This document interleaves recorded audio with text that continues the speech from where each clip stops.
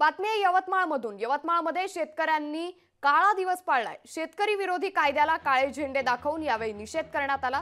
शेतकरी विरोधी कायदे रद्द करण्याची मागणीही यावेळी करण्यात आली। केंद्र सरकारने 18 जून 1951 रोजी शेतकरी विरोधी कायदे अंमलात आणले, त्याच्या निषेधार्थ यवतमाळमधील शेतकऱ्यांनी काळा दिवस पाळलाय। सोबतच शेतकऱ्यांनी शेतकरी विरोधी कायद्याला काळे झेंडे दाखवून निषेध देखील नोंदवलाय।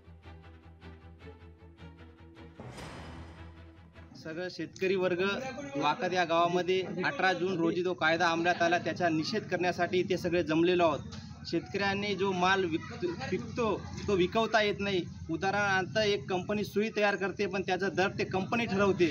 शेतकऱ्यांना मालाचा दर ठरवता येत नाही। या कायद्याचा निषेध करण्यासाठी आम्ही सगळेजण इथे जमलेले आहोत। आज ज्या आत्महत्या होत आहेत या शेतकरी विरोधी धोरणामुळे होत आहे, तेव्हा मी केंद्र शासनाकडे मागणी करतो आपल्या माध्यमातून की त्यांनी तातडीने हे कायदे रद्द करून शेतकऱ्याचं जगणं हे सुसह्य करावं।